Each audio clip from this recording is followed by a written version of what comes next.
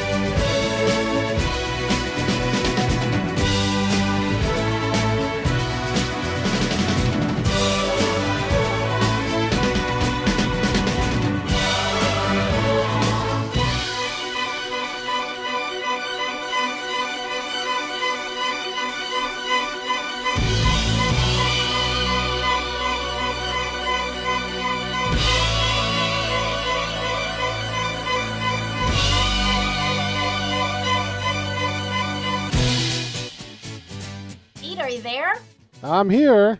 All right. Good morning, Westfield. It is 6:02. You're listening to WSKB 89.5 FM, radio for the Westfield masses, and WCPC cable channel 15. My name is Tina Gorman. I'm your Wake Up Wednesday host. I feel like my lips aren't moving exactly with my... Yeah, it's going to be off time because I'm feeding program back to you so you can see what's on the air.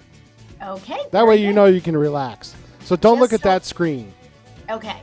I won't. Trying to figure out where I'm looking here. On my Hollywood squares. So it feels very different to be in my office and doing this. And I had to clean things up a little bit. I was watching Bob Plass's show yesterday, watching for the first few minutes and not listening because I couldn't hear any sound. Oh, that was my fault. That was my fault. Well, you know what, Pete, I was just glad that it was a quick, easy fix of push a button because I thought, oh my gosh, I can see all this stuff. And I'm thinking, is it my computer? What's going on? But anyway, I was looking at Bob and Jessica and Rick, and everybody had, they were doing it from their homes. Yes. And they had their Christmas trees and, Bob's bringing in all of his decorations. And I thought, I'm in my office and you have to I have a window behind me. Yes. And when the sun starts to come up, which eventually it will come up today, I guess. I have to have the shade down. Otherwise there's a glare on the screen. So I thought, well, they're not going to have anything nice to look at. So look, I rearranged everything in my office so you can see my poinsettia, which is usually on my table. And I have a gift for one of my staff who's on vacation. So I thought, oh, that'll be pretty. There you go. And now they can see we're selling t-shirts. So if anybody has a last minute gift, we have our, our Friends of the Westfield Senior Center t-shirts. And now I can show you all the different colors. See, it's navy, got this really pretty blue. And then we've got this gray, like the guys are all about the gray. They're liking that one. You're really hawking the t-shirts. Well, I'll tell you what, they're selling like hotcakes. And I believe that. We have the Art Unlimited class did their calendar this year. I watched the previews of that. I watched that unfold in our shop. Yep. And they're all the parks in Westfield. So we have Stanley Park and we have, let's see, that one's Stanley too, but there are others besides Stanley. Here's the back of it. So this gives you like a preview. Yeah. $6 for this 2022 calendar made by the Art Unlimited class. And then Matt Seklecki and the graphic arts students did all the printing. So $6. That's a great, little last minute gift. I think and Anthony worked. Look at this. I've got like a whole store here, Pete. And then we have our Black Squirrel Westfield, Massachusetts mugs, and we filled it with some Christmas candy. $5. The Council on Aging merch shop. I know, right? It's like our own little, this is a great little stocking stuffer. So if you need some last minute gifts, we have all these at the greeter's desk. You can just stop by the senior center and grab your last minute gifts. You should see the setup I had to throw together last night at my house to make sure this all worked. So how did that go? I was up till about 10 o'clock. The biggest part is the audio pathway. The video's Okay. simple. That's easy. I got that down.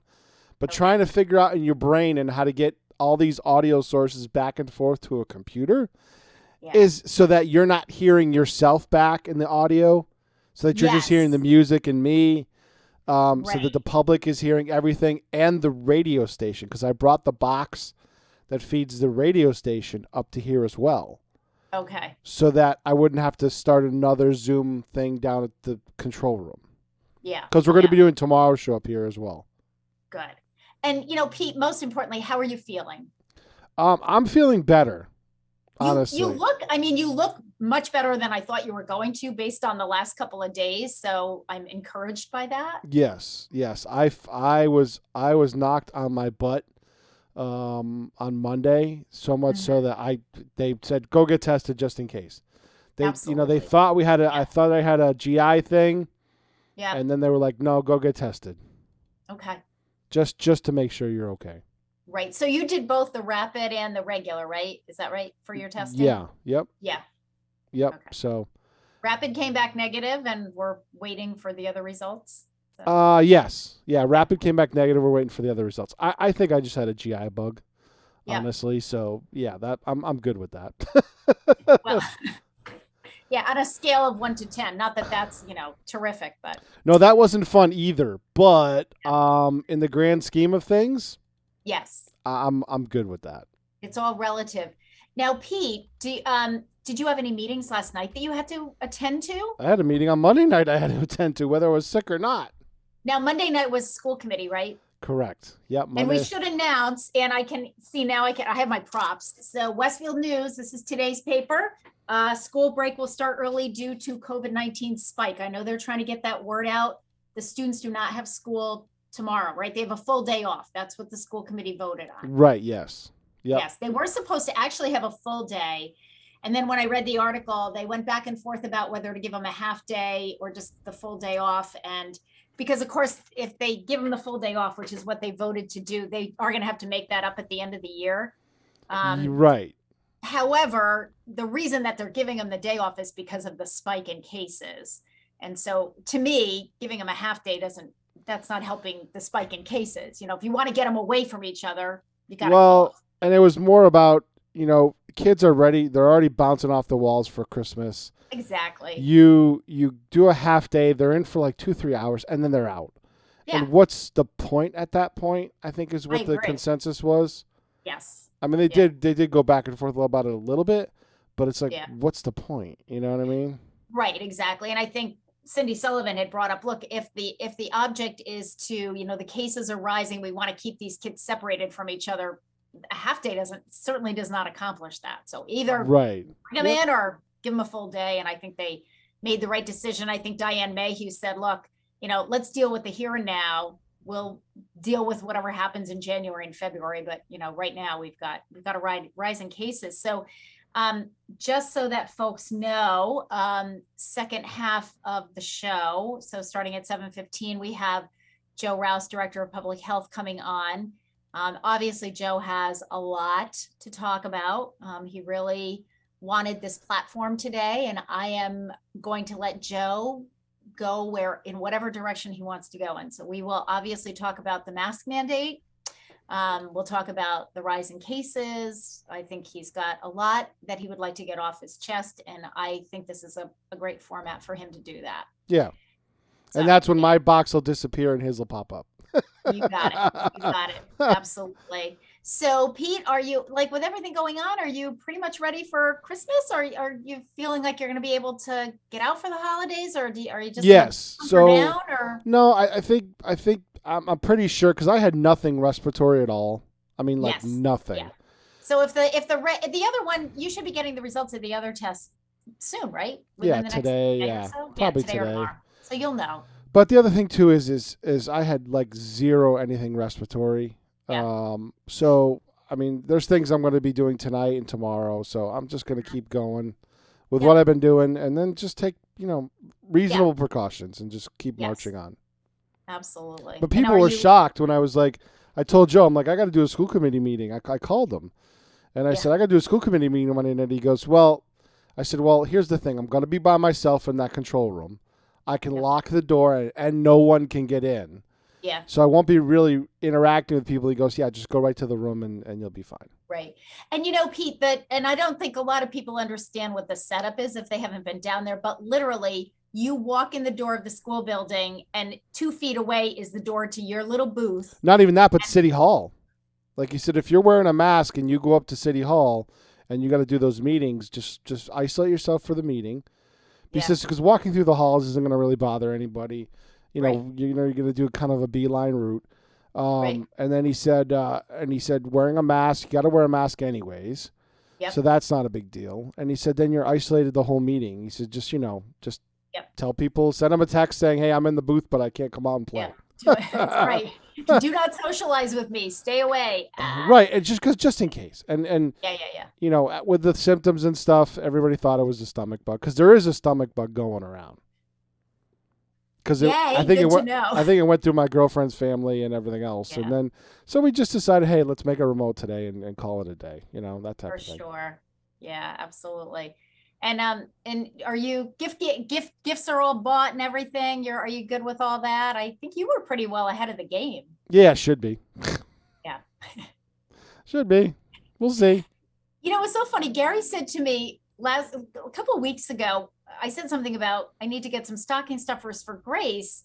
And Gary said to me, you know what? He said, I find that to be the hardest thing to do for you. And I said, you got to be kidding me. To me, stocking stuffers, I either go with like personal hygienic products, hand lotion and shampoo and stuff like that, or I'll go with food. I said, I'll go into I go into Big White. It's like, what would you like, the little packages with trail mix or different nuts that are expensive that you wouldn't buy for yourself. Yep.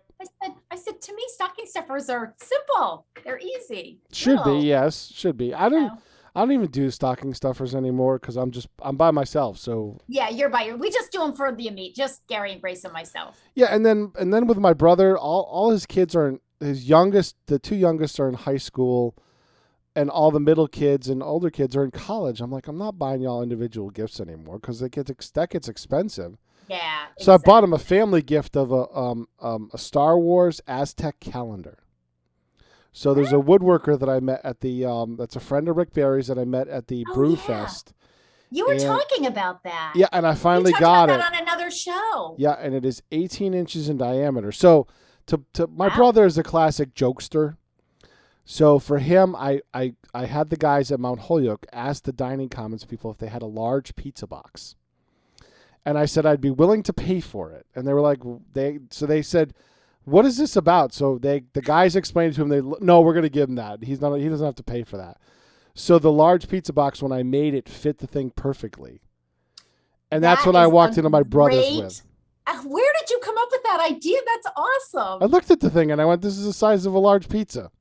Oh my gosh, Pete, that's a great idea. I love that. So my brother goes, I brought it in, right? And I go, here's your family gift. He goes, what'd you get us, a pizza?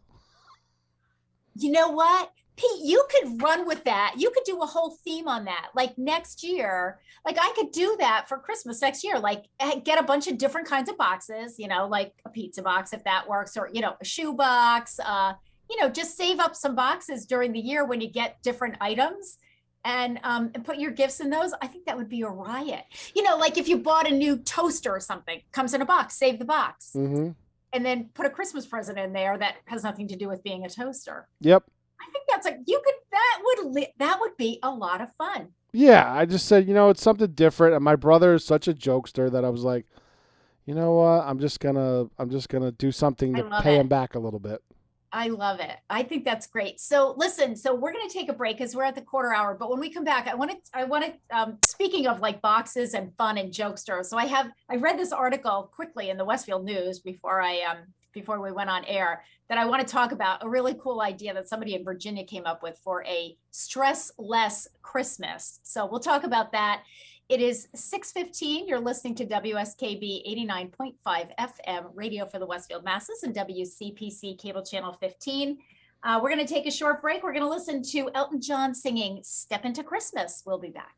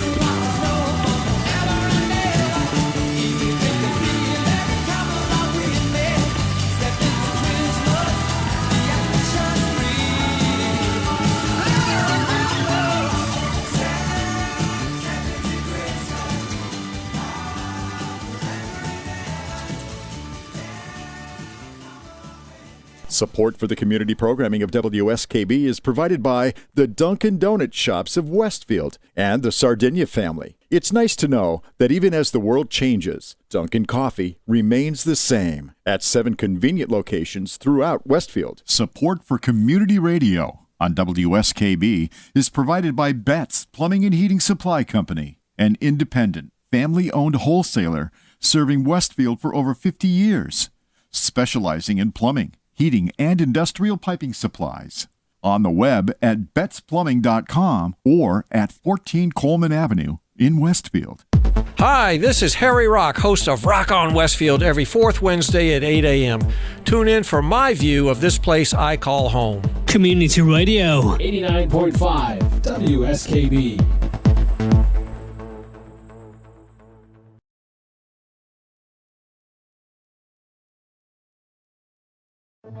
Live from Studio 120 at Westfield Technical Academy, this is WCPC Channel 15 at 89.5 FM, WSKB Westfield. Good morning, Westfield. It is 6:20. You're listening to WSKB 89.5 FM radio for the Westfield masses on WCPC Cable Channel 15. And we lied because we're not really live from the studio this morning. Obviously, Sort of. I am in my office at the Senior Center. Pete is in his home studio. And how are you doing over there, Pete? Having an issue with WSKB, the server crashed, so I'm not sure if I'm getting out over there. Okay, well, but I'm working on it. Okay, so that sounds cool. So listen, I can't win read this morning.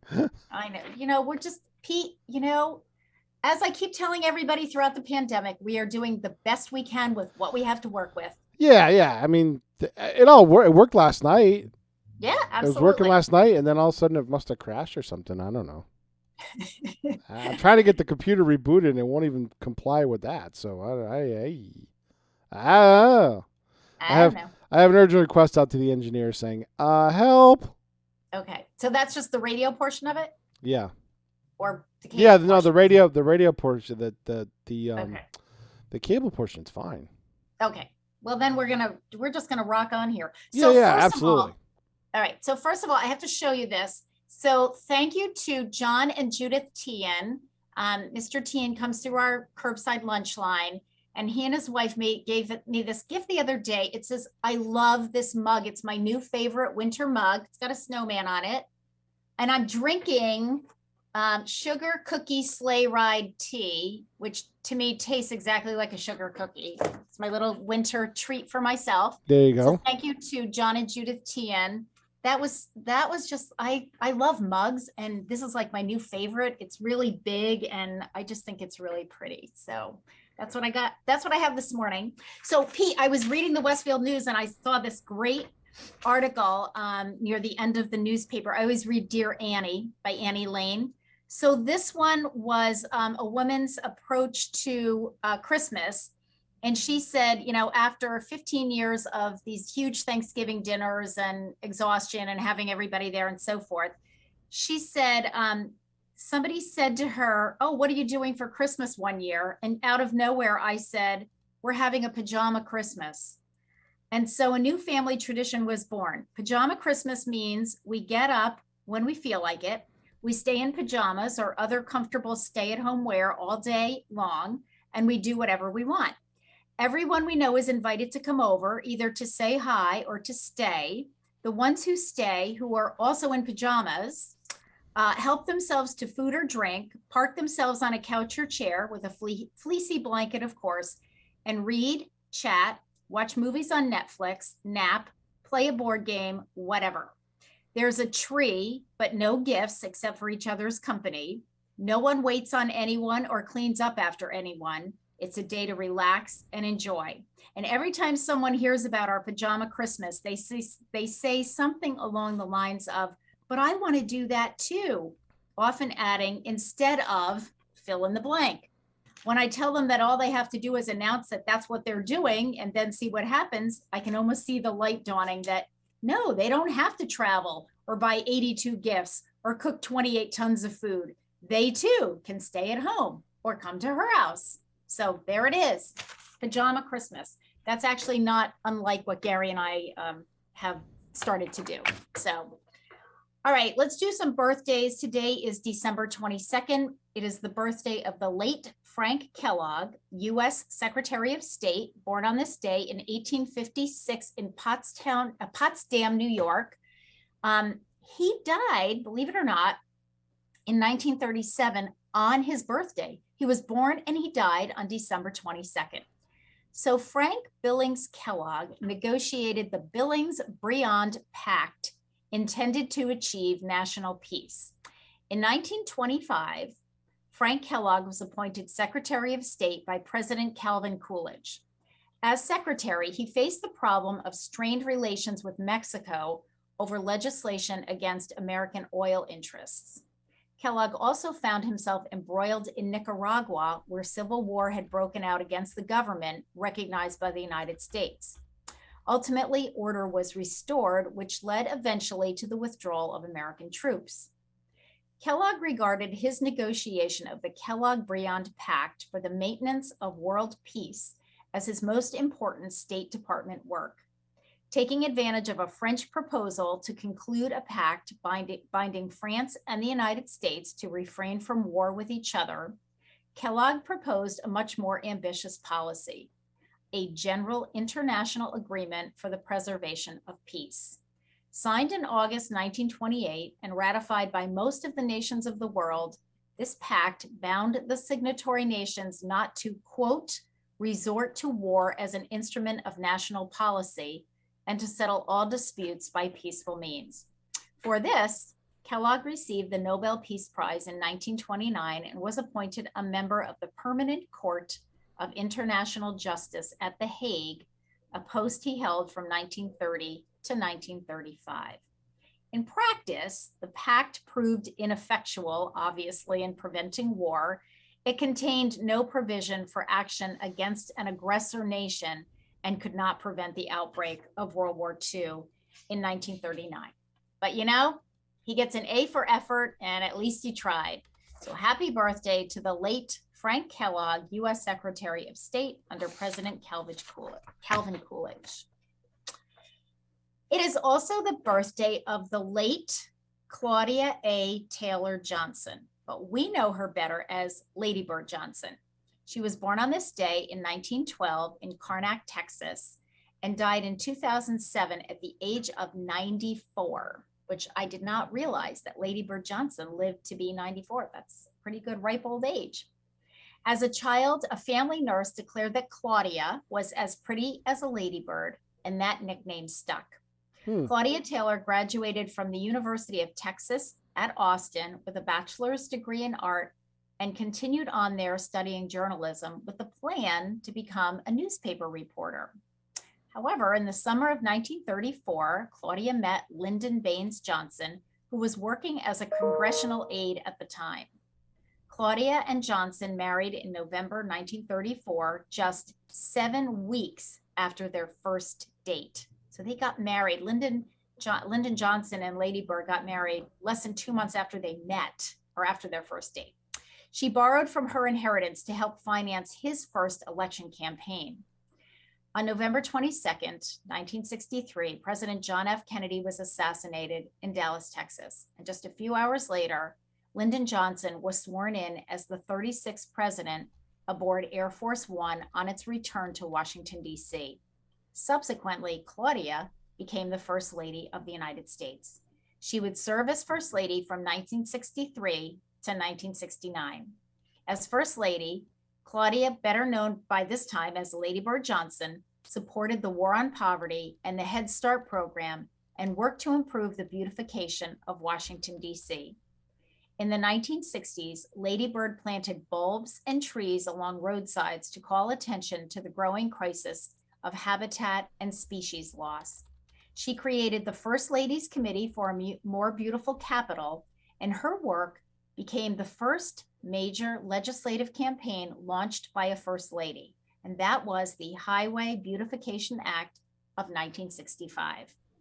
Following the presidency, Lady Bird Johnson wrote the 800-page White House diary, which detailed her husband's life, including the aftermath of the Kennedy assassination. She also remained active in beautification projects. So happy birthday to the late Claudia A., i.e. Lady Bird Taylor Johnson. There you have it. There you go. All right. How are you doing over there, Pete, with all your stuff? We're on the air now on SKB. I got the machine finally rebooted.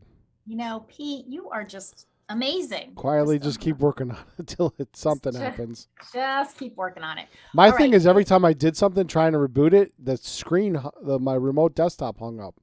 So I had to jump out, jump back in, jump out, jump back in. It's like, good Lord. All right. We're going to take a little break here. It is 6:30. You're listening to WSKB 89.5 FM radio for the Westfield masses and WCPC cable channel 15. And in honor of the birthday of Frank Kellogg, who tried to do this international peace pact and end war, we're going to listen to Edwin Starr singing War, What Is It Good For? Here you go. We'll be back.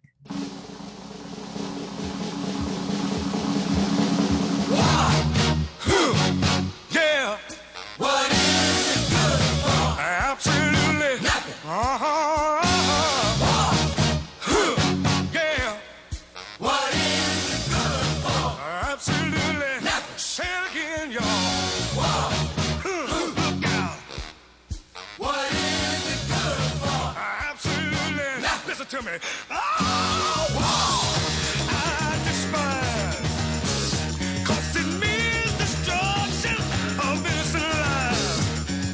War means tears to thousands of mothers die when their sons go off to fight and lose their lives. I said war. Good God, y'all. What is it good for? Absolutely. Get said again. War. Lord. What is it good for? Absolutely. Nothing. Listen to me. War. It ain't nothing but a heartbreak. War. Friend only to the undertaker. Oh, war is an enemy to all mankind. The thought of war blows my mind. War has caused unrest within the younger generation. Induction, then destruction. Who wants to die? Oh, war. Good God, y'all. What is it good for? Absolutely nothing. Said. War. Yeah. What is it good for? Absolutely nothing. Listen to me. War. It ain't nothing but a heartbreaker. War. I got one friend, that's the undertaker. Oh, war has shattered many a young man's dreams. Made him disabled, bitter and mean. Life is much too short and precious to spend fighting wars each day.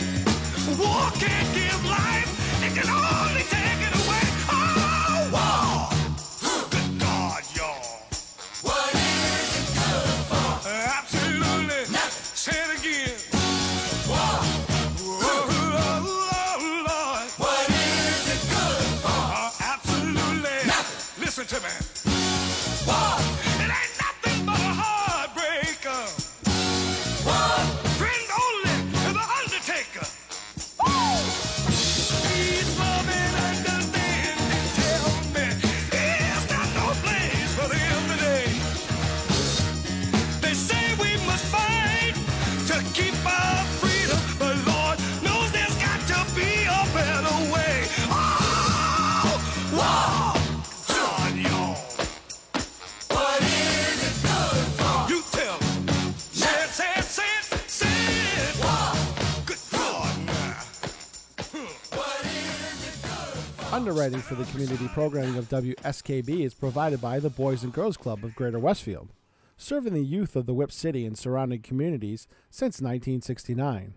For more information on the Great Futures Club for ages 3 to 5, happening weekdays, and the Club Teen Center for ages 11 and older, weekdays from 6:30 till 8 p.m., go online at bcgwestfield.org or visit the club at 28 West Silver Street.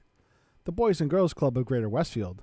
Great futures start here. Join us every Thursday morning from 6 until at least 7:30. Check out the Bobby G and Company Show right here on WSKB 89.5 Community Radio. 89.5 WSKB.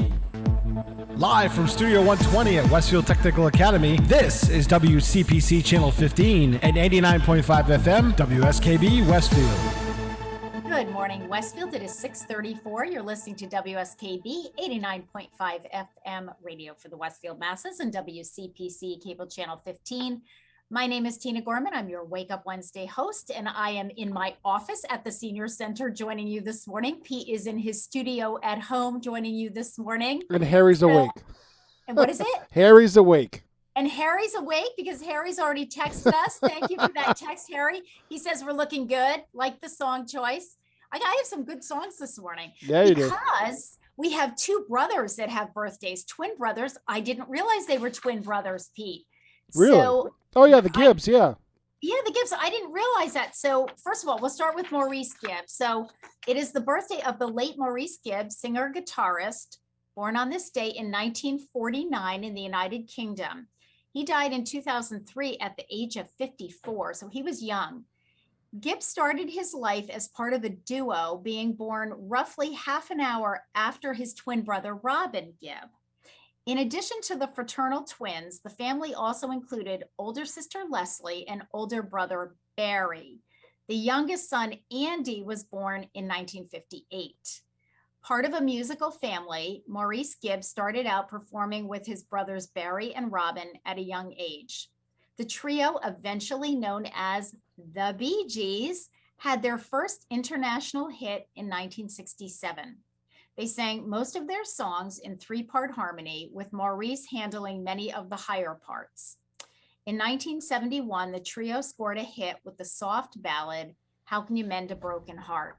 Okay. The group enjoyed a second, bigger wave of success in the 1970s, with such songs as Stayin' Alive and How Deep Is Your Love. They enjoyed riding a wave of new music called disco. Jive Talkin' went on to number 1 in 1975, and the group soon had more successful singles from their contributions to the Saturday Night Fever soundtrack, and that was done in 1977. They also won several Grammy Awards for the project. Over the coming years, fans could not get enough of their catchy dance music and moving ballads. Maurice Gibb died of a heart attack following intestinal complications at the age of 54.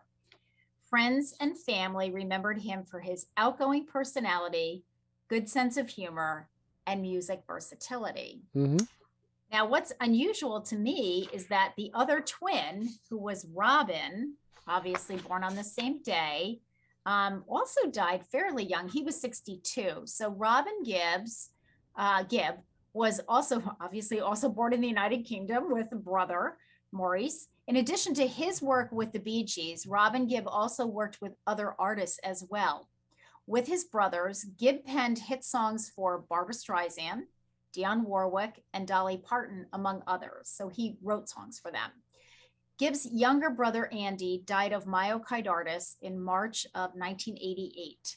After his twin brother, Maurice, died of intestinal complications in January of 2003, Robin Gibb retired the Bee Gees' name.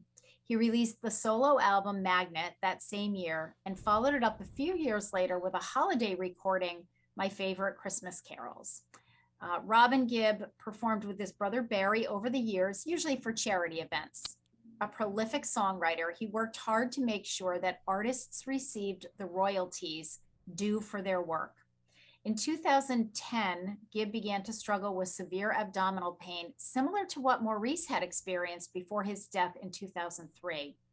In August 2010, Gibb underwent emergency surgery for a blocked intestine, and that is exactly what his brother Maurice had passed away from. Wow. So I thought that was really, like, I'm reading these back to back going, wait a minute. Yeah, it's pretty wild. Yeah, the following year, he was hospitalized 3 times, and he was later diagnosed with colorectal cancer, and he died in 2012 at the age of 62. And that does run in families. So there was a lot. It runs even more, and so now it's more genetic than atmospheric. Yeah, absolutely. And his brother, at the time when Maurice passed away, he died of a heart attack, but they felt that everything was related back to the intestinal. And I'm not sure how far they explored that, but I wouldn't be surprised if that was also colorectal cancer that hadn't been diagnosed. Yep. But anyway, happy birthday to the Gibb brothers, Maurice and Robin. And then, What Andy a catalog did of music, too, they had. Yeah, it was pretty amazing. I think Andy's the only surviving brother. I'm sorry, Barry. Right? Barry. Okay, Barry? Barry, because Andy passed away. He died. He passed away, the youngest of the brothers. Okay. So I think Barry's the only survivor. And then I assume the sister Leslie, but I don't know if she ever did anything musically. I think it was all the brothers. I think so too. I never saw her kind of in the mix of anything. So, Yep. But anyway, happy birthday to all the Gibb brothers. So it is also, we have other birthdays to do, but we'll hold off on that. But I heard from the engineer. He's like, you got it Right. fixed? Great. He goes, I'm in quarantine too. He goes, I might have COVID. I'm waiting for a test. okay. So he said, never mind. I can't really help you out. Well, he Pete." can because I gave him remote access. Like I told him the okay. remote program that I have. He's like, Okay. hey, could you set me up so I can access it too? I'm like, yes, Chris, it'll be easier. It's the geeks working together, Well, we've known each other I've known him since I worked with Bo at HYN 25 years ago. So I've known him. Really? Oh yeah, or even longer, almost 30 years ago. Was he now. working? Did he work with you? He was the DJ. He was one of the DJs. Then he became the program director, and then he became the engineer. It's you guys, it's a tight knit group, isn't it, Pete? It is. You really. I saw 'cause Barry know- Krieger at an event at a concert or something. Yeah. And he goes, it was at the MGM. And he goes, I know your face. He goes, I don't remember your name. I'm horrible like that. I said, I worked at Channel 40 and then I interned at 22 back in the day. And he goes, oh, yeah, okay. So, so we were chatting a while and somebody's like, you're Barry Krieger. And he's like, no, I'm just me. This is long after he retired. It was like a year ago or something. Oh, I know. But you know what? He was great. And somebody brought up Dave Madsen the other day. I mean, they're all still around. They're doing their thing. And Dave Madsen's still working. Barry's I just know he is. retired. I think- Barry's I think retired. he's Barry retired. I think Dave is doing like some special project kind of stuff. Podcast. He's doing a daily Yes. podcast. Oh, and he's he doing is. doing something else. Yeah. He's still busy. I like that when they all showed up at the Mayflower Marathon. Steve Nagel from Rock 102 was taking pictures with them. Okay. And he took a picture with Barry Krieger and posted. It's great that long time and very popular and beloved anchor Dave Madsen showed up. And it's Barry Krieger. Oh no. And then Lapis showed up and he tagged the guy from Channel 40 in it. It was funny as hell. I mean, he was messing with everybody. Okay. All right. So he did that on purpose. I thought he did. Oh, it, no, he did it on purpose. Oh, He did it on Nichols purpose. Okay. does that all the time. Okay. All right. I'm thinking to myself, oh my gosh. It was hilarious. I was laughing. I was going, oh my God. And there's some people that'll believe that. So I'm like, okay, sure. Yeah, there we go. All right. So Pete, December is Bingo's birthday month. And I really, I work at a senior center. So I really had to go with this one. Bingo's birthday month. Bingo's birthday month is an annual designation observed in December. You know the game that you probably loved playing with your grandparents and other family members growing up? Well, now it's its birthday month. Play bingo with friends and family at holiday parties to get everyone involved in the game that will bring you back to your childhood days. Bingo is a popular game of chance, often played for cash or prizes. The players are given a bingo card with a pattern of random numbers, and one player reads out a series of randomly drawn numbers. The object is to be the first to complete a specific pattern, such as 5 in a row, 4 corners, the birthday cake. We got all kinds of stuff. Sure, yeah. The winner calls out bingo and collects a prize. Now, here's what's interesting, though.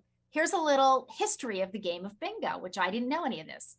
The game began in Italy in 1530 and is still played there today, almost every Saturday. The French adopted the game in the 1770s as Le Lotto. That's what they called it. Germany put an academic spin on the pastime a century later, so that was in the late 1800s, turning it into an educational game for children, tying in lessons on various subjects. Bingo arrived in North America in 1929, where it was first called Beano. Edwin Lowe, a New York salesman, modernized the game by hiring mathematician Carl Leffler, who developed thousands of combinations of numbered game cards. Lowe reportedly changed the name to bingo when a winner shouted the word one day by mistake. Now, here's a little piece of trivia for you, Pete.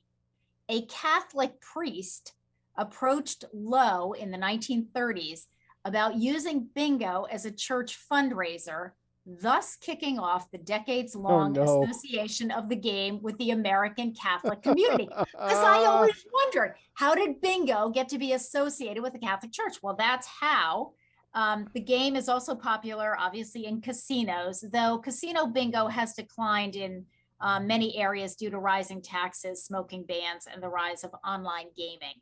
So, and here's a fun fact for you. Edwin Lowe, the man who modernized bingo, also invented the game of Yahtzee. Yahtzee! So there you have it. Everything you wanted to know about bingo, but we're afraid to ask. That's crazy. All righty. So we're going to take a break in a second, but I just want to remind folks that in about a half an hour, Joe Rouse will be with us, Director of Public Health for the City of Westfield, with lots of things to talk about with the rising number of COVID cases in the city. We'll talk about the mask mandate. We're going to talk about whatever the heck Joe Rouse wants to talk about. And I know he's got a lot to say today. So join us for that in about a half an hour. But right now, you know, because it's the birthday of two of the late Gibb brothers, Maurice and Robin, we're going to listen to them doing a jive talking. So we'll be back.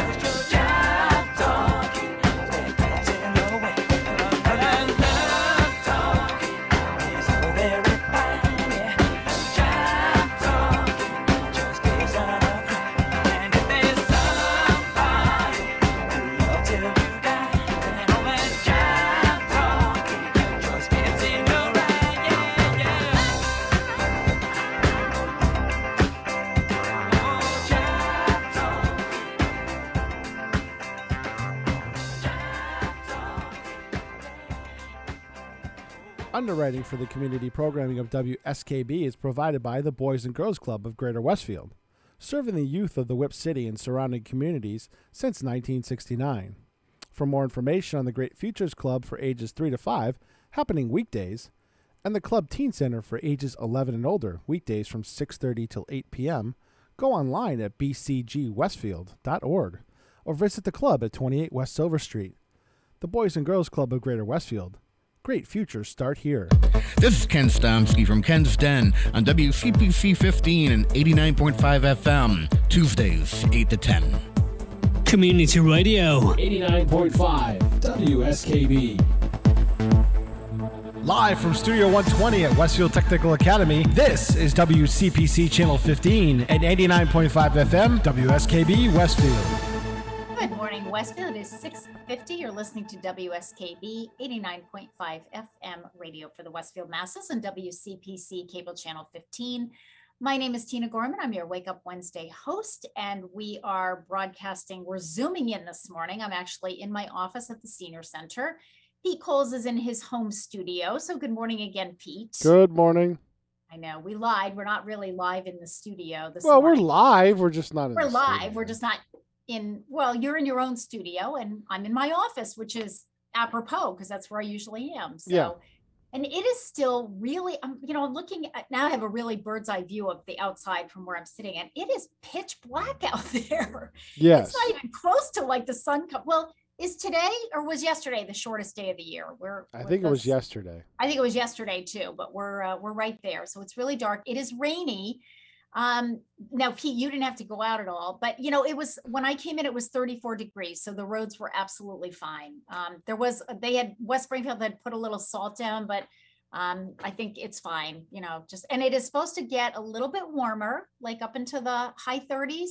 And actually by this afternoon, the sun is supposed to come out. So, and in fact, when I looked at my hourly weather report last night before I went to bed, the sun was supposed to start coming out by 11 o'clock, which is really great because today is our Jingle Bell lunch here at the Senior Center.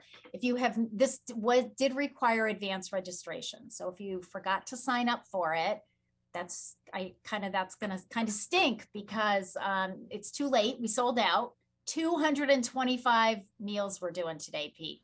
Okay. So my kitchen crew was in here for the same. I mean, I got here at 5:30. They were already in there and the stoves were hot. The pot roast is going.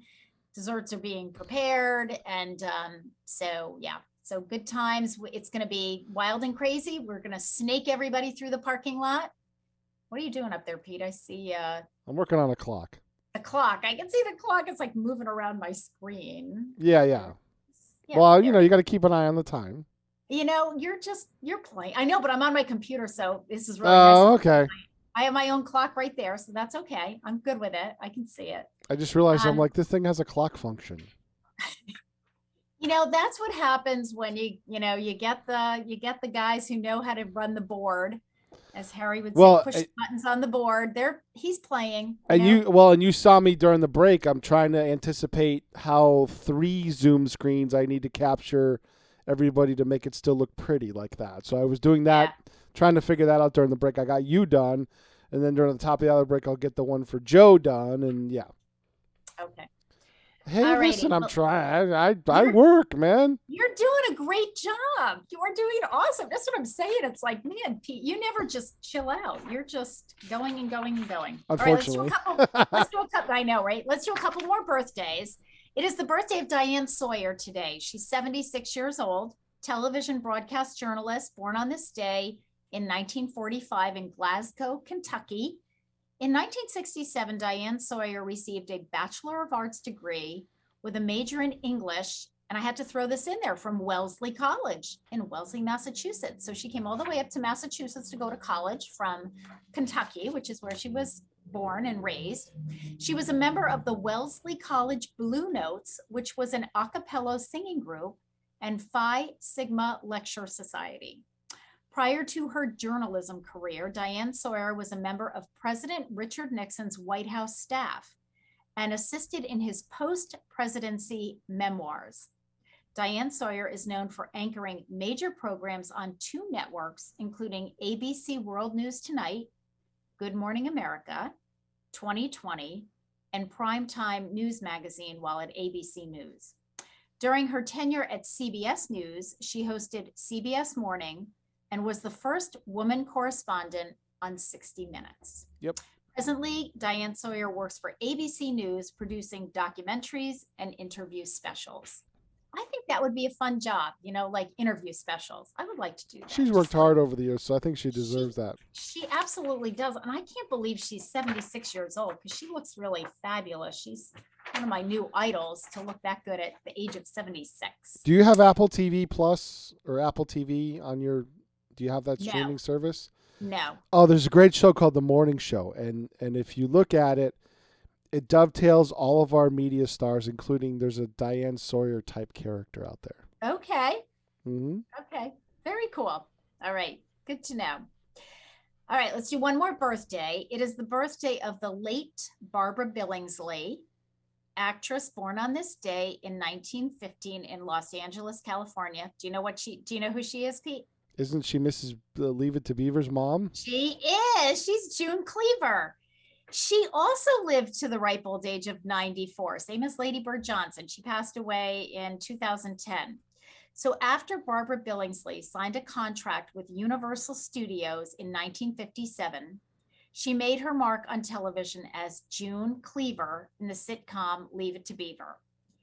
The show debuted on CBS in 1957 to mediocre ratings. It was picked up by ABC the following year and became a hit, airing for the next 5 seasons and broadcast in over 100 countries. The show also starred Hugh Beaumont as Ward Cleaver, her husband, and the kid's father, and child actors Tony Dow as Wally Cleaver and Jerry Mathers as the Beaver. In the show, Barbara Billingsley was often seen doing household chores wearing pearls and earrings, because we all wear pearls and earrings when we do our household chores. The pearls, which were Billingsley's trademark, were in turn her idea to have her alter ego wear on television.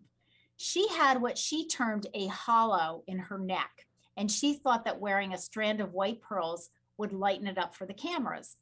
In later seasons, she started wearing high heels to compensate for the fact that the actors playing her sons were getting taller than she was.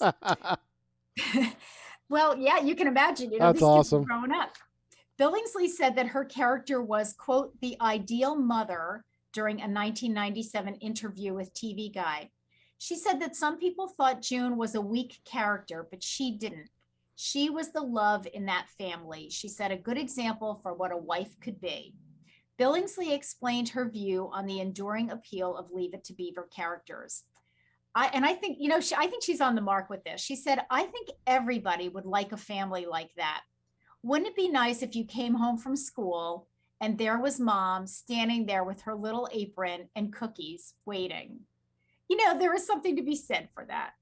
After 6 seasons and 234 episodes, the series was canceled because of the cast's desire to move on to other projects, especially Mathers, who retired from acting to enter his freshman year in high school. So Beaver was kind of the one who, and I'm sure his parents kind of said, okay, I'm going to go to high school. See, I never even knew what network that was on because I always just saw it in reruns.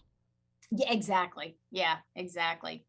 The younger actor, Beaver, considered Barbara Billingsley a mentor, a second mother, and a close professional friend. There Happy birthday to the late Barbara Billingsley, June Cleaver. And, she will live on. I mean, how many people refer to her as being what we consider to be sort of that stereotypical mother of the 50s, stay-at-home mom, Sure, yeah. waiting on the family hand and foot. And there was a lot of that going on back then. Yep. So Absolutely. all righty. I think, it's 6:59. Let's go ahead and take our top of the hour break. It is 6:59. You're listening to WSKB 89.5 FM radio for the Westfield masses and WCPC cable channel 15. We'll take our top of the hour break. Then we'll do some announcements. Joe Rouse will be joining us at about 7:15. So we'll be back.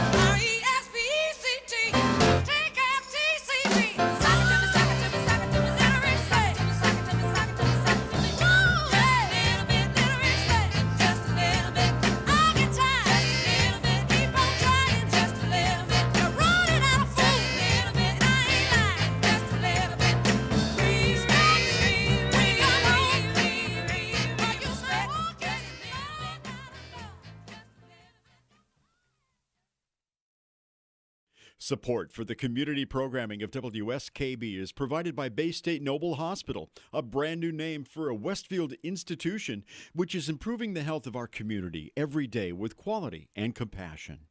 Noble Hospital and Bay State Health, better together.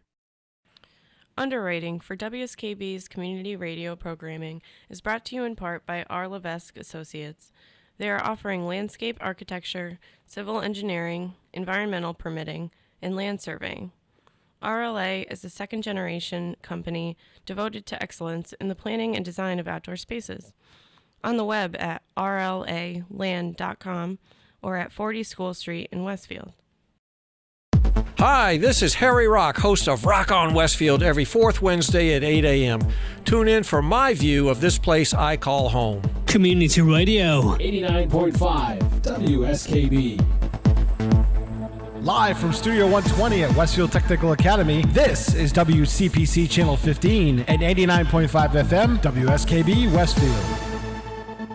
Good morning, Westfield. It is 7:03. You're listening to WSKB 89.5 FM radio for the Westfield masses and WCPC cable channel 15. My name is Tina Gorman. I'm your Wake Up Wednesday host, and Pete Coles is in his home studio. I am in my office studio over here. And I forgot to point out, Pete, that my poinsettia over here is one from Westfield Technical Academy Horticulture Department. Really have to see this because I love this poinsettia. They're usually enormous. I got the, I'm sorry? They're usually like these enormous things. It's like, holy This cow. This is the small size. I know. I bought one as a Christmas. The medium or, well, the large is like, we have it. The large one is out in the fireside lounge. I bought a large one as a Christmas tree one year. Yes. Oh, yeah, you could definitely do that. Yeah, I didn't want to put up a Christmas tree, so I bought a large one. Yeah. But this one, I love this. It was like the different colors with the red and the pink. And oh my God, as soon as that one came in, I was like, that one's mine. And Mary Lou, she always gets two big ones. Yep. So out they went. So yeah, we sold a lot of poinsettias for them because they came in, they delivered them right when the Do-Re-Mis were starting the rehearsal. So, 30 people, Do-Re-Mi is like, wait, I want one. Ding, so ding, ding, it was ding. great. I know. And they last forever. So I've got They do. all my wares over here. I've got my poinsettia from WTA, and we've got our calendars that the graphic arts students helped us out with. So, yeah. You sure do want the job attracting like the advancement officer? You're like the City of Westfield commercial. I know. It's just, this was really funny, but when the poinsettias came in, I'm gonna tell the mayor-elect that you should be the advancement officer. I would, maybe it's time for a change. I'm telling you who could sell ice to the Eskimos. My greeter, Sandra Fisher, is hysterical. If you think this is bad, I actually took notes from her because when all this stuff happened at the beginning of December, she set up that greeter's desk. She had the t-shirts displayed. It looked like the Macy's, storefront. She had everything all arranged because people were buying stuff like crazy. So it was great. Yeah, it was wonderful. That's funny. All right, let's do a couple of announcements before we bring our friend Joe Rouse on. Just as a reminder, the Channel 15 Entertainment, Senior Center Entertainment this month is Dave Colucci. We're calling it December with Dave. That will be aired. It's aired on Wednesday afternoons and Saturdays at 6 o'clock. So it will be aired this afternoon at 2:40. And I think, Pete, you're also showing it, Christmas Eve at 2 and 6 p.m. So lots of chances to watch Dave.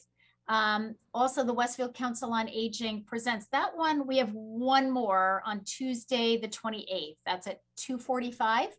That was an interview that Harry Rock did with Steve Henderson, who's a local actor. But Steve was really instrumental in starting senior theater across the state of Massachusetts. And it's his concept of really embracing and engaging older adults into the world of theater. And it may be something they've never, ever tried.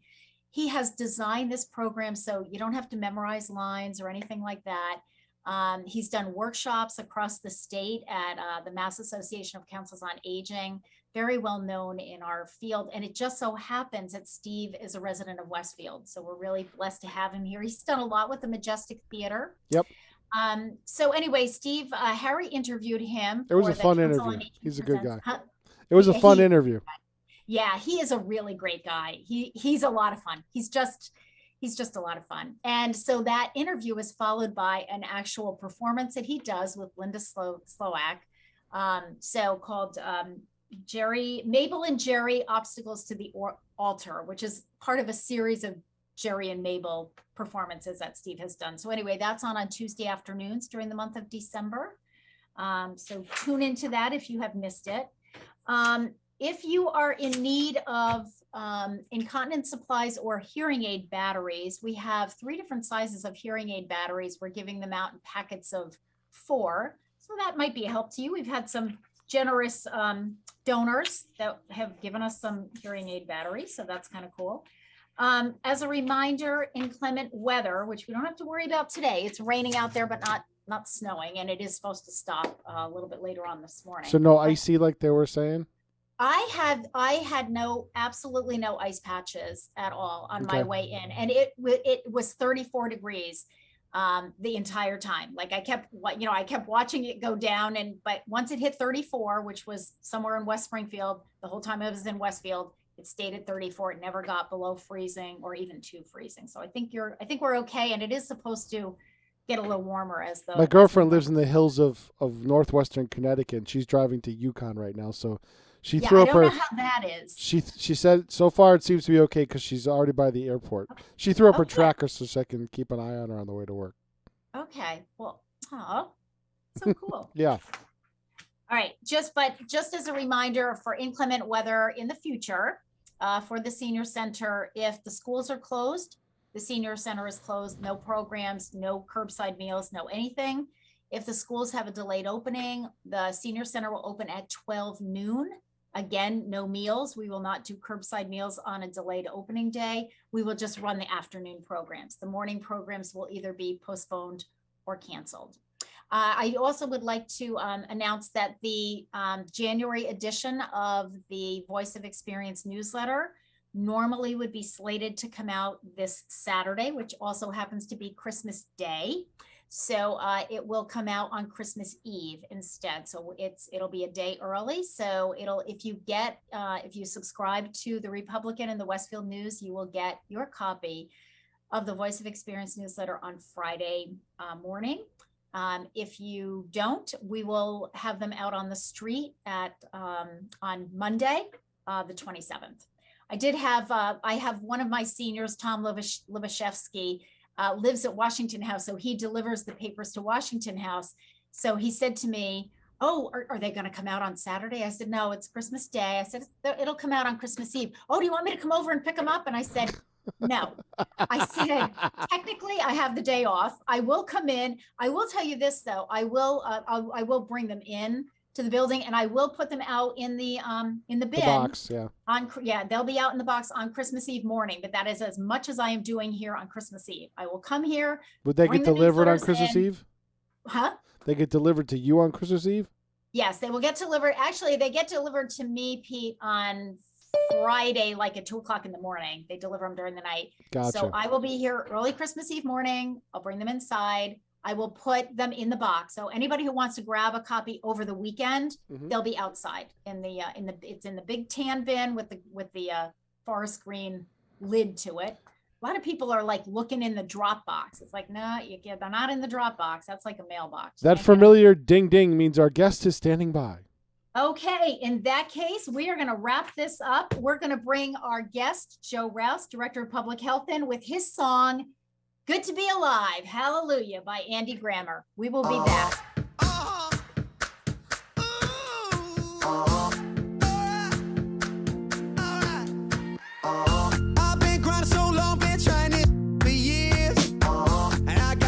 Show just climbing this rope right here.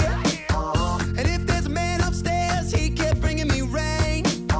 But I've been sending up prayers and something's changed. I think I finally found my hallelujah.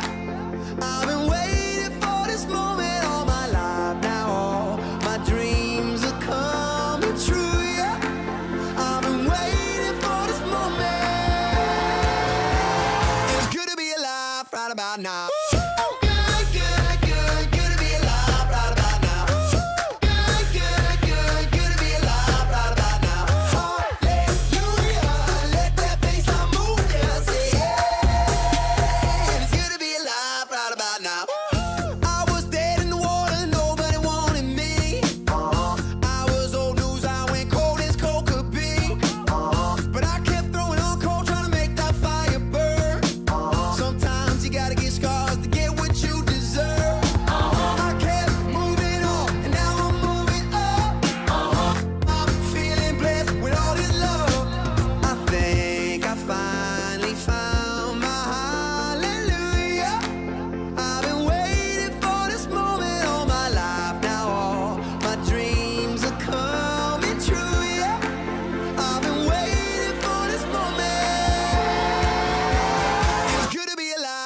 about now. Good, good, good, good to be alive right about now.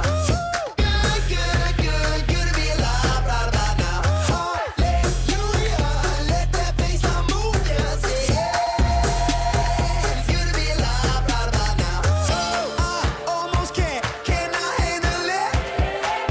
I could get used to this. I almost cannot handle it. I could get used to this. I think I finally found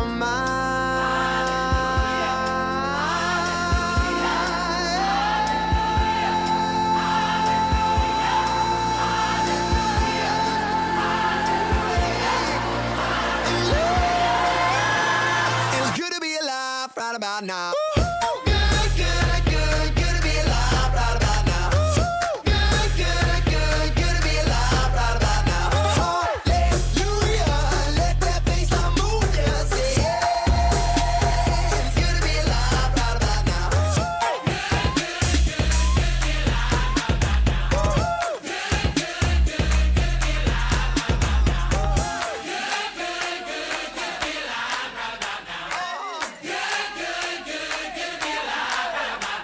Support for the community programming of WSKB is provided by the Dunkin' Donuts Shops of Westfield and the Sardinia family. It's nice to know that even as the world changes, Dunkin' Coffee remains the same at 7 convenient locations throughout Westfield. Underwriting for Community Radio on WSKB is brought to you in part by Rockies.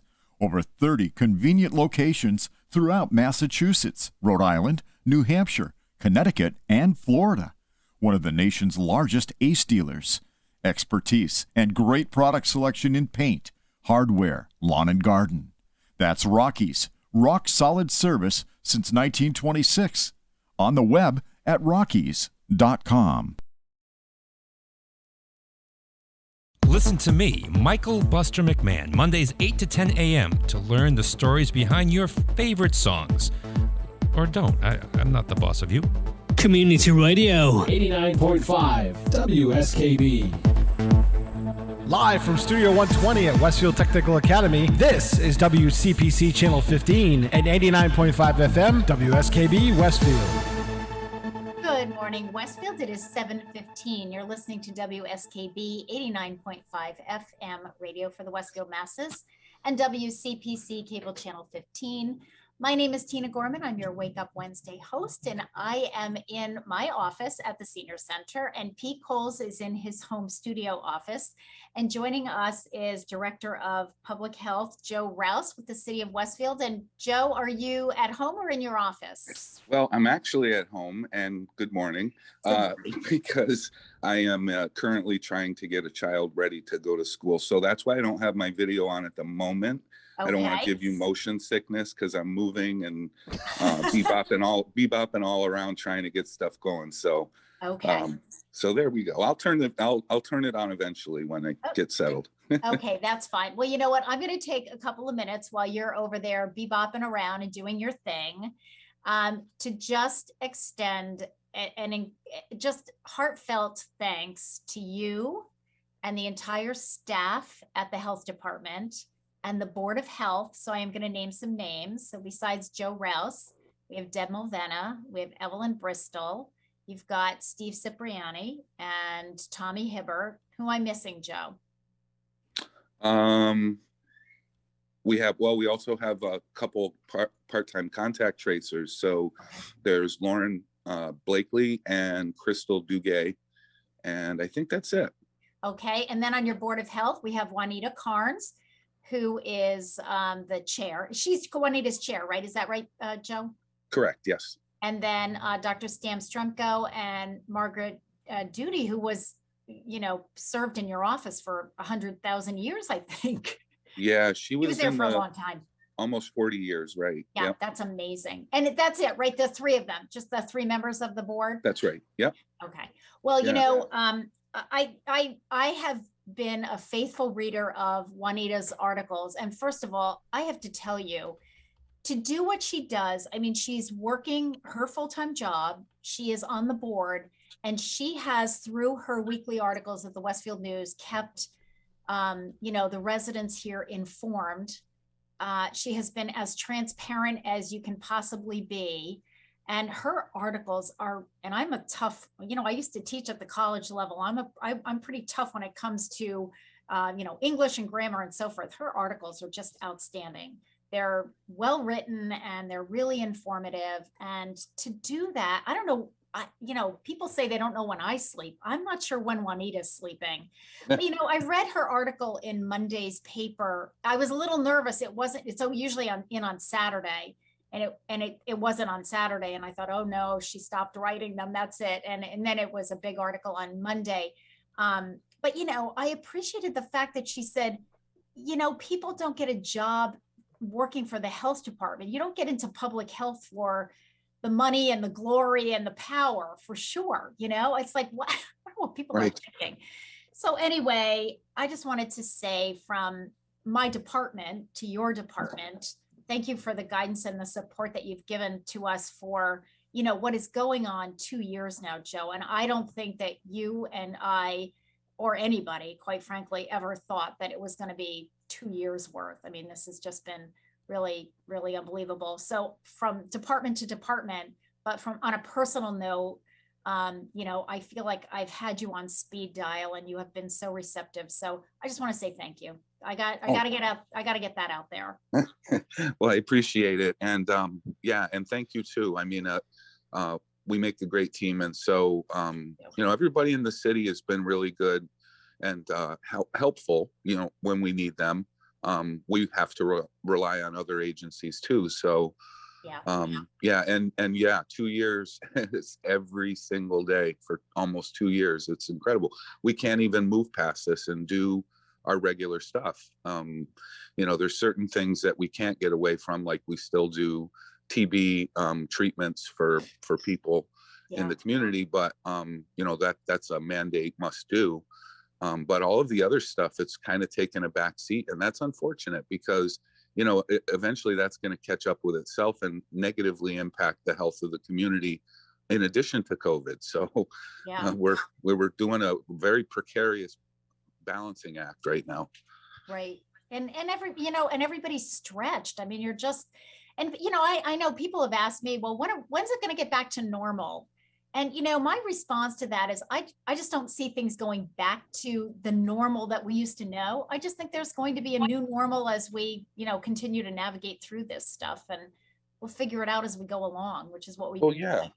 Yeah. I mean, even with communications, even with what we're doing right now, 2 years ago, this was an unknown, scary thing to do. And now it's just commonplace. Right. Zooming, right? It's like, oh my gosh, I know. Yeah. We have it mastered here. I know. All right, Joe, you've got the floor. Where would you like to start? Well, so I just wanted to talk about the mask mandate and, that went into effect on Monday. And it was not very well received by just kind of a small population of very passionate dissenters. So we heard a lot of negative feedback from them. And additionally, some positive feedback too from people who believe that that's honestly a good control measure to impose right now when our numbers are going through the roof. And, again, it's not always all about the numbers, but that's a huge indicator that something's going horribly wrong. Yeah. And I know people will say, hey, and I'll give some statistics later, probably after the break, about the effectiveness of vaccine, which the State Department of Public Health just released a study on the percentage of people that who are fully vaccinated wind up in the hospital or dying. And that's important to know, but also at the same time, so we have a large percentage of unvaccinated people in Westfield still. And, but it's not just us, it's statewide, it's countrywide. The different variants are coming now. Delta is still out there predominantly in our area, but that'll change. And so, the board just felt like they had to do something. And this was, this was one that we fell back on a year and a half ago, whenever, that is again just one of the control measures that we know will work or help. It's not going to cure anything. Yeah. So that went into effect on Monday, and it's for all indoor public places, and also for any outdoor gathering of 100 people or more, where you can't social distance. So it spills over to that, and I can't imagine a lot of people are having outdoor gatherings at this time, but Yeah. but that's in there just in case. So like I said, a lot of negative feedback from the people that think that masks are tyranny, and there's a lot of, and in those messages that I hear from the people, and it's kind of gets frustrating because I hear a lot of me, and I, and I have rights, and I'm not going to comply, and it's like I don't hear a lot of we. I don't hear a lot of what do you recommend that we do? What's the solution from your side? Mm-hmm. Government doesn't want to get involved just because they want to, exercise some sort of power over people. Maybe that's abused in some places, but this is a board of health. They're an apolitical agency. Mm-hmm. And it has to be that way because you don't want politics influencing public health policy.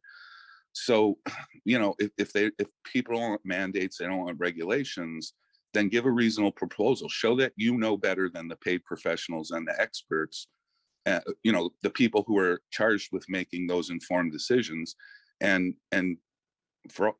use credible resources too.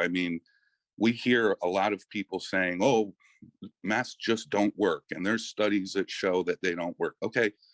Where are those coming from? What kind of crackpot agency are you getting that from? You can go on the internet and find anything you want. We rely strictly on the CDC, the Department of Public Health in Massachusetts, and those are our mother agencies. We can't go contrary to what they say or advise. It's just that's not how the system works. We're them on a local level. So, and people were, even the city council, unfortunately, it got political, asking the Board of Health to produce the rationale for why they imposed the mandate. And I don't think that's fair. I don't think that, when you're asking people from the community to come forth and serve on boards and commissions because there's a deficiency, and then you call them out and you put them under the microscope, how do you expect people to want to do that? When you're just going to, question their ability to make the right decision on that board or commission. You know what, Joe, I want to interrupt here just to for a couple of points that you made, and I'm going to start with where we just ended up. That was my thought exactly. The boards and commissions that are serving the city. Once Councilor Cindy Harris came on to the city council, she took over chair of the Personnel Action Committee. So everybody who is appointed to a board or commission or reappointed goes through a pretty rigorous, she is very diligent. She really does her due diligence with researching this, contacting the department head or contacting, references when someone is, it's almost like a job interview. So I feel very confident in the people that we have on our boards and commissions that they've gone through this they're not just like, somebody doesn't just say, oh, that's my friend and he wants to be on the Board of Health, so let's put him on. You've got to come in there with, well, why would you be a good person to serve on the Board of Health? Or why would you be a good person to serve on the Council on Aging Board of Directors? And so, that's a pretty rigorous process. Well, the whole idea behind that is then whatever their role is, in this case, guidance, advisory, same as my board, we have to feel like, well, we have people that are very competent making those recommendations and giving that, providing that guidance. So I agree with you on that. It's like, well, now you can't now turn around and say, well, wait a minute, what gives you the authority and how do we know, that that you're a reliable source? Well, it's like, well, that's how they got on the board in the first place. Right. And I think the other thing that I just kind of wanted to comment on is, sometimes we lose sight of the fact that you are the director of public health. Your concern is the public as a whole. And, and that's, I think that can be challenging because you've got however many 40,000 different unique individuals living in the city, but your goal is for the common good. And I think, you, as you said, pointed out, Joe, a lot of this, well, I have rights and I don't have to do this. And well, of course we all have rights. And of course we all make choices on what we're going to do and not going to do, but there's, it's for the public good. I mean, I guess you would have the choice of driving on the wrong side of the road, but for the health and the welfare of everybody in the city, you're not going to do that. So I don't really understand exactly where people are coming from with this. And my third point, I guess, and the way I would wrap this up for me is we're talking about wearing a mask. I mean, that's pretty benign. It's not, it's not a lockdown, which is where we started 2 years ago. We're not saying to people, don't leave your homes. We're not saying you can't be with other people. It's a mask, it's Right. not, it's not like you're in a cast iron suit or something. I mean, it's like, like really? And the other thing is, it's not for the rest of your life. I mean, we live in New England. We knew this, Joe. We've talked about this for months. It's like when the cold weather comes, we're in New England, everybody's going to be back inside. It's going to be cold and flu season, just like we deal with it every year in New England. We knew that there were going to be other variants of COVID. And so, I don't understand. Is this a surprise to people that here we are? I mean, I don't know. Yeah, I mean, I'm skewed with that perspective because I hear, like I said before, the vast majority are from the naysayers. I mean, I wish that the people that were in favor of this or didn't have a problem with it would come forward. And so I could hear, I mean, we almost should have done a poll right before this whole thing, but yeah, it's a mask and people will say it's government overreach and you shouldn't be allowed to tell people what to do with that. But you made a great point. There was a period of time where there were no traffic laws. The government had to intervene because people were running into each other and killing each other. And that's when the government intervenes. When you're left to your own devices, you can have all the freedoms you want. But when it starts to hurt and impact negatively other people, the government has to intervene. That's what we're here for. Yeah, that's what you're getting paid for. Right.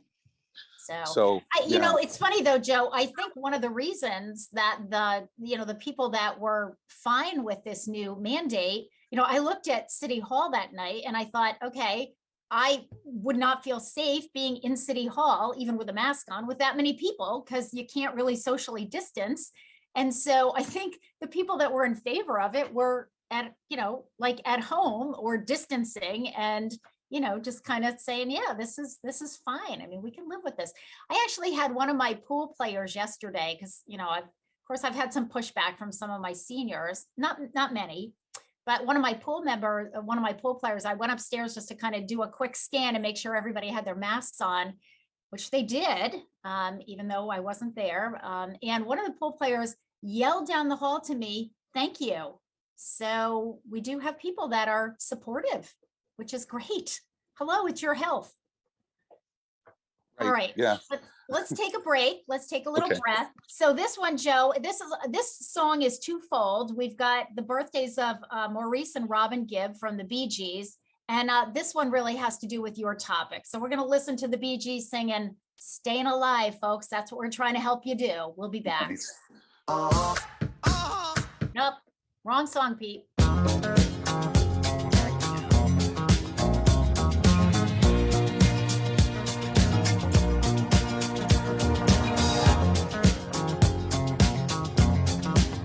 Well, you can tell by the way I use my walk. I'm a woman's man, no time to talk. The music loud, feeling warm, being kicked around since I was born. Never tolerate, I don't hate, and you may look the other way, but we can try to understand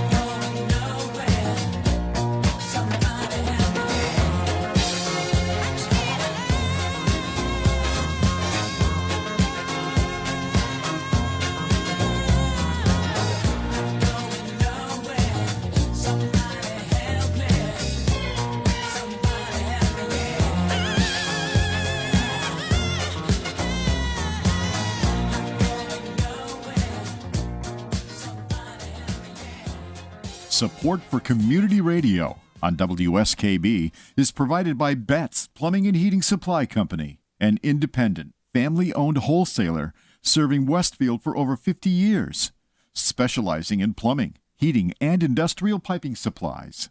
On the web at bettsplumbing.com or at 14 Coleman Avenue in Westfield. I'm Mark Auerbach. Join me every Friday at 8 a.m. for Arts Beat, where you'll meet interesting actors, directors, designers, and musicians here in Western New England. Community Radio. 89.5 WSKB. Live from Studio 120 at Westfield Technical Academy, this is WCPC Channel 15 and 89.5 FM WSKB Westfield. Good morning, Westfield. It is 7:37. You're listening to WSKB 89.5 FM radio for the Westfield masses and WCPC cable channel 15. My name is Tina Gorman. I'm your Wake Up Wednesday host. And this morning we have Joe Rouse with us on our Zoom line over here. We're all Zooming this morning. Pete's at home in his home studio. I'm at the Senior Center in my office. Joe's still home. So welcome again, Joe. Thank you. Good morning. Good morning. So, Joe, let's talk a little bit about the statistics that really led to the mask mandate being reinstated in Westfield. What are those stats looking like? So when, and like I mentioned before, when we look at the new case count every Yes. week, that's the indicator kind of that we use to make decisions about, are cases resolving? Yep. Are they going up? Are they plateaued? And this one was a no-brainer because our numbers, and again, as an indicator, it's not the only metric that means anything. Right, of course. When our numbers were higher a couple weeks ago than they were after the holidays last year, that was a little bit scary. So our numbers were higher than they were last year, and we're not even through the holidays yet. And now today, I'll report out another number. And in comparison to last week, we are up probably one of the highest percentage increases that I've seen that I can remember. We're going to be over probably 250 cases this week when we were at about 180 something last week. That's a huge jump, and that means that it's just spreading like wildfire. And it's also, if it were just only in one demographic, we probably wouldn't have said, masks for everyone, because you could isolate that. You could figure out what the problem, like, for example, let's say it was just in schools. Well, that would have been a problem because schools already have a mask mandate from the state. But if we saw it, numbers like a big cluster or super spreader thing at another institution, I don't know, nursing home or something like that, or if it was just a demographic of it's only it's seniors, or it's 3 kids younger than the age of 5 or something that can't get vaccinated, that would have been a different story. But this is so spread out all over the place. From 0 years old to 90 years old, the cases are popping in every demographic. So that was another one that you look at. And plus the fact that also, don't forget, as you were mentioning, Stan and Juanita, they work in hospital settings. They are inundated. They are at max capacity, and that's Bay State, the whole Bay State system, and everybody. So they see this every day, just like we eat, sleep, and breathe it as far as trying to figure out how we're gonna fix this or deal with it. They're seeing every single day unvaccinated people coming in very symptomatic and very sick and needing to be hospitalized. So, not saying that was their sole purpose is to keep people out of the hospital, but when you have such a high percentage of unvaccinated people, you have to have something. When the numbers keep climbing and climbing, you have to do something. So that was the crux of it. So, Joe, do we know of these 250 cases that you're reporting out for currently in Westfield? Do you know how many or what percentage were vaccinated versus unvaccinated, boosted or whatever? How are we doing that way? So every week, and I put this out when I do the report and it goes on the website to let people make their decisions. And you know, you can decide whatever you want. It's your body. We're never going to do a vaccine mandate, but it's glaringly obvious when you look at the numbers and you say every week around 70% of the new cases are in unvaccinated people. 70%. That's incredible. And so doesn't that show you what the effectiveness of the vaccine is, right? So, but again, when we have that percentage of people, of new cases every week, that's another indicator that, you know, we're not going to be able to control this the way we thought we would with people getting vaccinated. So we have to go to the next best thing. Yeah. Okay. Which is masks. And then of those, do we know, like, percentage wise, how many of the people that are getting sick and infected are actually ending up in the hospital? Is there any way to track that, Joe? Yeah, so the state just put out a really good report. This is from the Department of Public Health in Massachusetts, and they did a study, and I don't know how far back it goes, but you know, knowing the just wanting to answer questions like that, people who are fully vaccinated, and this is directly from the state's study that they did. If you're fully vaccinated, the breakthrough cases, right? Those people who get COVID, even though they've been vaccinated, 97% of those people do not require hospitalization. Okay. 99% of those people don't die. Okay. So people talk all the time, oh, vaccine's no good because people still get COVID when they're vaccinated.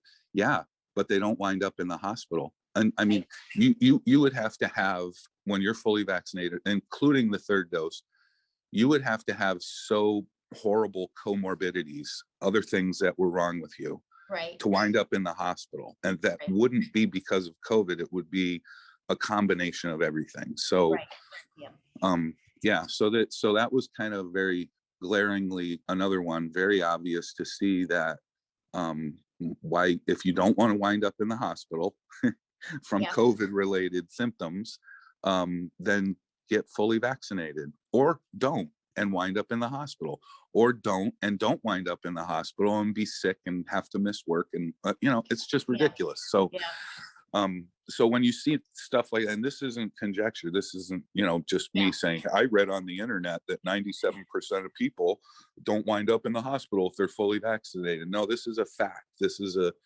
scientific statement of fact. So people can do with that what they want. But when you look at 70% of new cases being in unvaccinated people, and the people winding up in the hospital that need treatment are the unvaccinated people, and the people dying from COVID are unvaccinated people, what are we doing here? What is this? Yeah, exactly. We have the tools. We know what to do.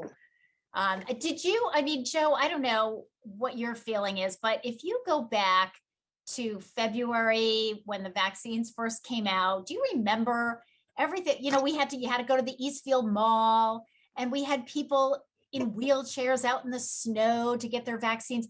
I mean, I honestly, maybe naively, believed that, and you and I kept saying, you know, hang in there, it'll be more available. And I guess I just felt like once it became easier to get, and you could get it through pharmacies and so forth, that, you know, there would be like 95% of the people would get vaccinated. I am stunned that, what is our rate in Westfield? It's just like a little over 50% or something. Is that where we are? Yeah, is that accurate? I don't want to pass inaccurate information. Yeah, I'll put that out there today. It goes up a little bit, like every 2 weeks we'll get another 1% of people fully vaccinated, but that's only because now that the kids, the younger kids can get vaccine, that they it's a bigger pool of eligible people. But yeah, we're sitting around 55% fully vaccinated in Westfield, and that is way lower than some of our other neighboring communities. So we look at, and we're not looking at Springfield and places, but in comparison, like Holyoke, West Springfield, Chicopee, places that are similar in size and demographics to us, and they're all higher than ours. all of them. I mean, the statewide average is 70 something percent. I think Yeah, it's I mean, 71%. Yeah, the And statewide we're at average is high. 55. And you know what, the other thing that's kind of astounding to me is that for those people that are that anti-vax, and you're always going to have a small percentage of people that are, have a lot of concerns about vaccines, all vaccines. But for a lot of these people that are sort of the anti-COVID vaccine, I mean, they're the same people who, when their children were born, they took them and they had their polio vaccines and their measles vaccines and, their rubella and all this other stuff. It's like, so why this one? And again, I understand early on, well, it happened really fast and we're not sure, is this safe? They approved it on an emergency basis, but now it's approved. It's not on an emergency basis anymore. It's just approved, right? I mean, correct. Yeah. And just to back up on that point too, so with people and vaccine hesitancy because it was emergency approval and it's new, no, they've been researching this vaccine and this virus because it's SARS. Do you remember SARS? Yep. The big SARS scare? Well, I mean, probably 20 years they've been looking at this and trying to develop vaccine for the different strains. So this wasn't just something out of the blue where they went, oh no, look at this. Somebody invented COVID and now we have to figure out a vaccine for it. No, that was already in research and development. So right. And I think, Joe, I want to interrupt you for 1 second here because you pointed that out last month on this show. And I thought that was just such a great point to say to those people that said, hey, you know what? I'm really worried about this vaccine because, for most vaccines, it takes years to develop. And this one got kind of put together in 6 months. But you pointed out last month, and I'm glad that you reiterated today, no, this was in development years and years ago when, we first found out about SARS. So it was more or less tweaking what they had already started. They weren't starting from scratch. If they had to start from scratch, it would have been a longer process. But the other thing that my brother, who's a PhD chemist, has pointed out to me all along is that in addition to all of that, he said, Tina, there was a tremendous amount of money that was thrown at this vaccine, because the government realized like we got to do something really quickly. So he said that certainly helps in the research, when you've got a lot of money and you've got the best brains working on this stuff, and the fact that it wasn't brand new, as you said, Joe, they weren't starting from scratch. So for all of those reasons, it's as safe as other vaccines are. And, yes, you're always going to have a small percentage of people that it's contraindicated for, very unique and special reasons. But the vast majority of people, it's safe and we know it's effective. Obviously, it's effective. Right. Yeah. I mean, try and find me. I want this to happen. I want somebody who is a licensed practicing physician to speak out against getting vaccinated. That's not going to happen. I haven't met one yet. I mean, I've had people come and say, my name is Dr. whatever, but be a primary care physician, currently practicing.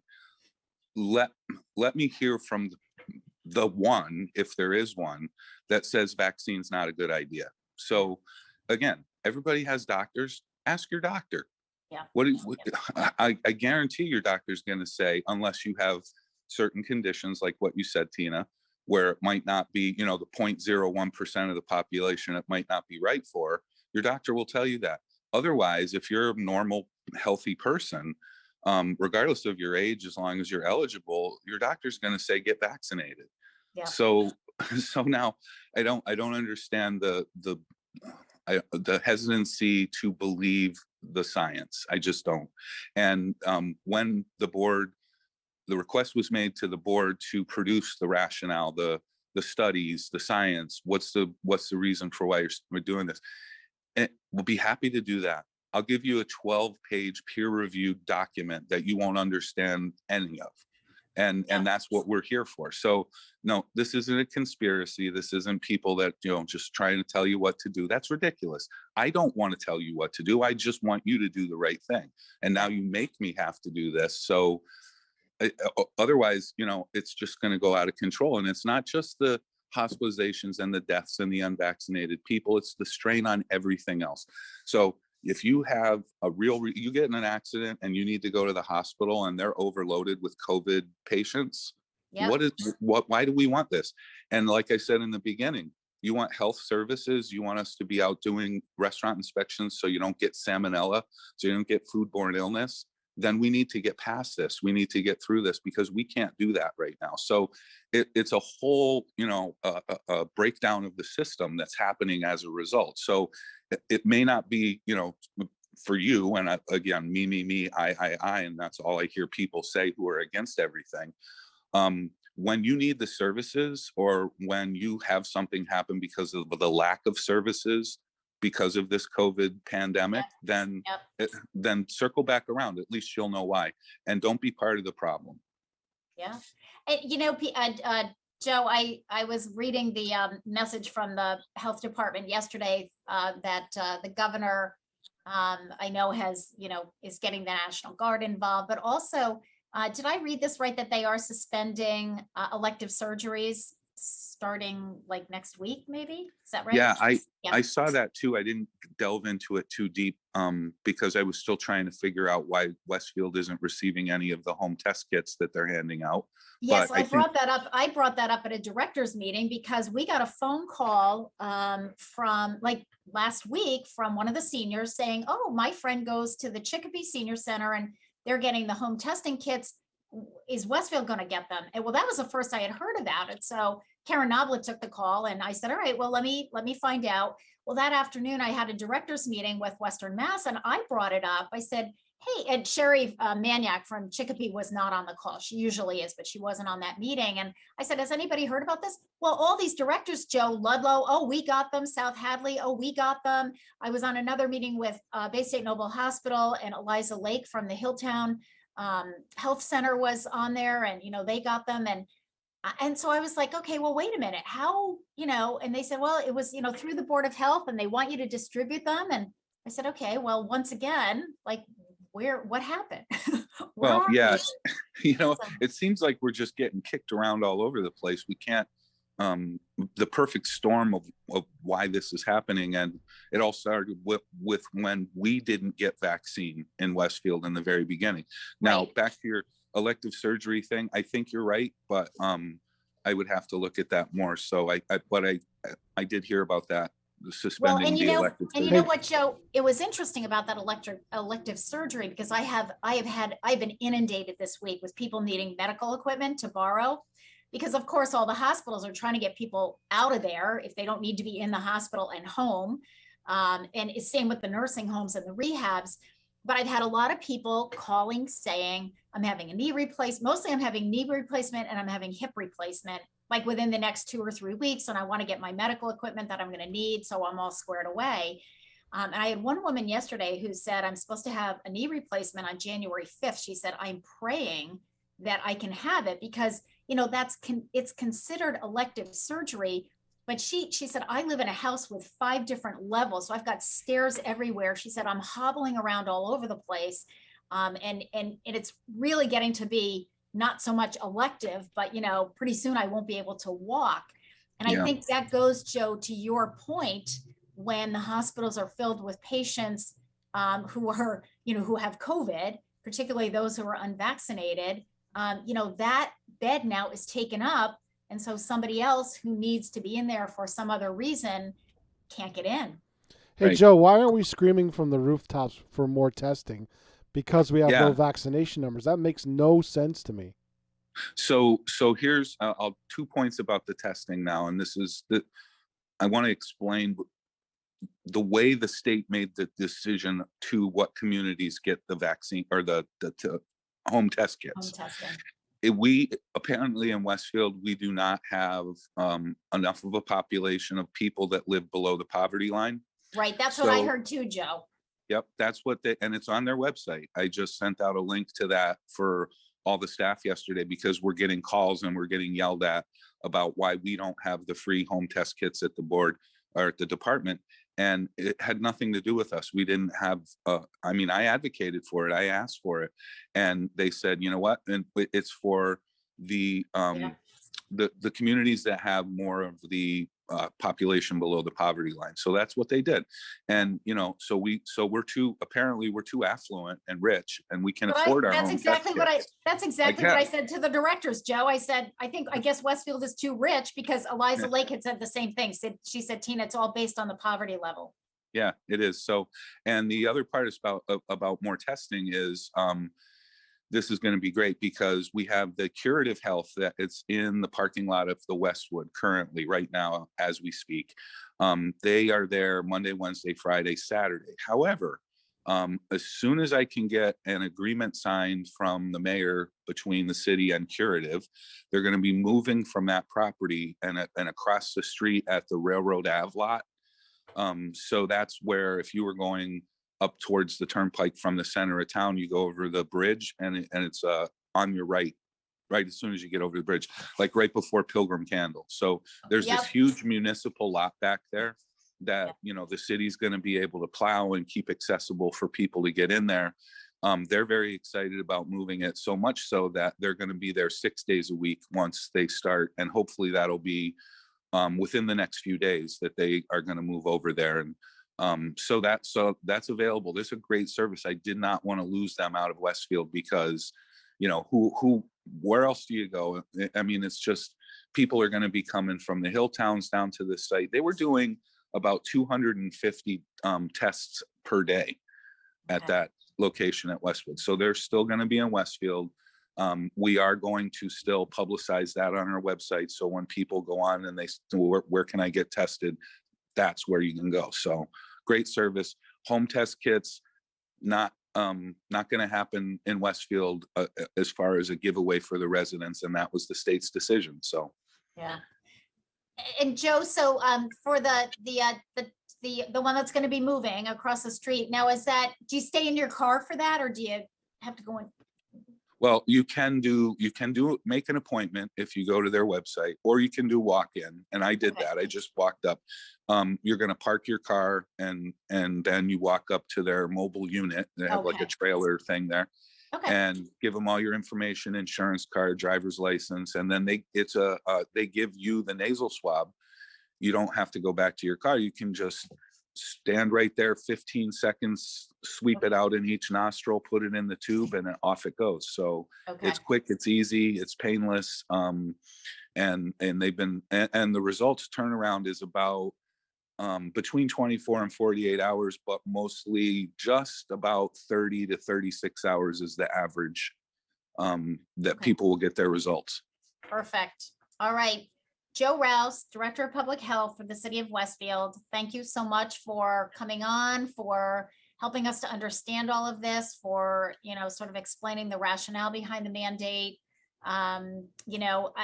Keep up the great work. That's all I can say. And I hope that you have a couple of days over the holiday weekend to just kind of chill out and relax a little bit. I think you and your team really need it. So please extend our best to everybody at the health department. I sure will. Thank you, Tina. Thank you for being nice to me. Anytime, my friend. All right. That's it. That's a wrap. Everybody have a great holiday weekend. Pete, are we going to go out with my Who Spiked the Eggnog song? Yes. Okay, there it is. We'll be back. Stay healthy, my friends. There it is. It was Christmas Eve. My friends were all in town. We were singing Christmas carols as the snow was falling down. And I don't know for certain how it happened or who's to blame, but someone at that party ought to be ashamed. Tell me who spiked the eggnog? I know the culprit's here. Who brought the booze to the Christmas party this year? Tell me who spiked the eggnog? It smells like rum in here. Who snuck it in? We're gonna feel it tomorrow, I fear. The first round went down easy, the second one nice and smooth. By the third, my head was spinning around, and that's when I got the clue. So tell me who spiked the eggnog? Come on and show your face. Who brought the sauce? Look out, I'm on the case. Hey, was Randy? With a flask of brandy? DR? He was by the bar. What about Rome? He was all alone. Hey, I saw Dan with a bottle in his hand. Tell me who spiked the eggnog? They've all got guilty eyes. Who's got the grog? It's gotta be one of these guys.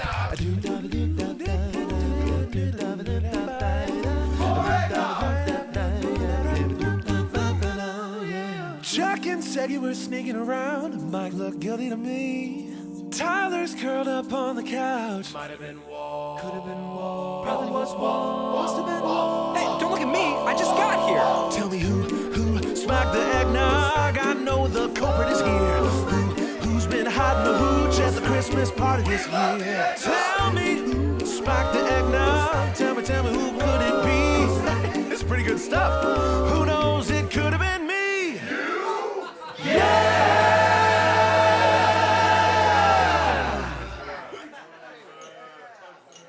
Support for the community programming of WSKB is provided by the Dunkin' Donut Shop.